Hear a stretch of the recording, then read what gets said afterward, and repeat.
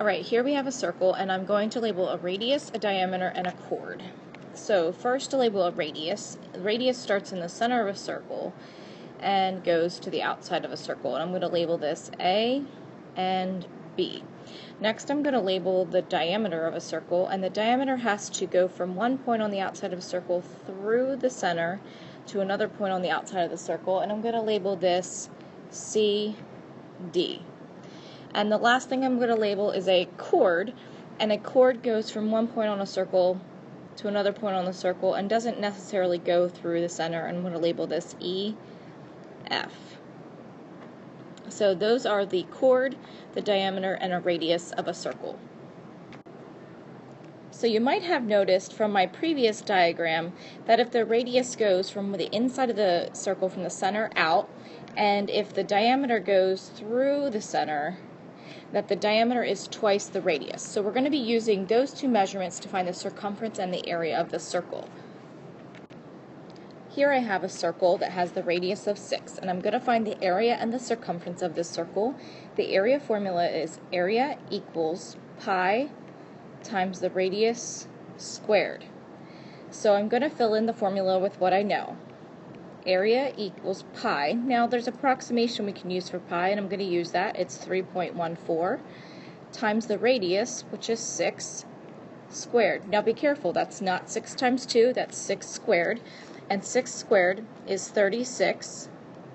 So I really have 36 times 3.14, which gives us 113.04 units squared. Now I'm going to use the same information of radius equals 6 to find the circumference of this circle. Alright, so here's the circumference formula. Circumference equals 2 times pi times the radius, or if you know that 2 times the radius is really the diameter, you could also use that the formula is pi times the diameter.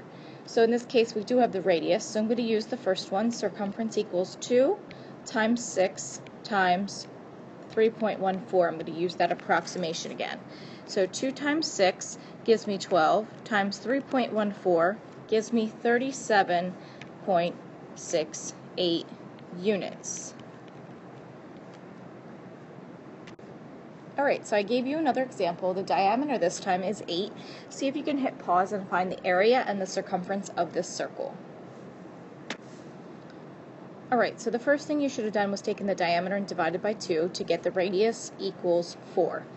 Then you should have filled in the formula. 4 squared times 3.14. 4 squared is 16 times 3.14 gives you 50.24 units squared. And the circumference formula will be 3.14 times 8, which is 25.12 units. Alright, let's take a look at one last example where we have the circumference of a circle and it wants to know what the radius might equal.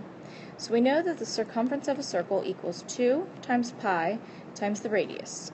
So in this case, our circumference of 28.26 equals 2 times pi times our radius. So if we take 28.26 and we divide it by 2,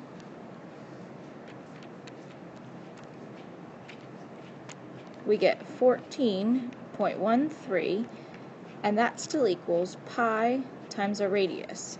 So if we divide that by 3.14, which is pi, we get 4.5, which equals our radius. So our radius is 4.5. That's it for circles today.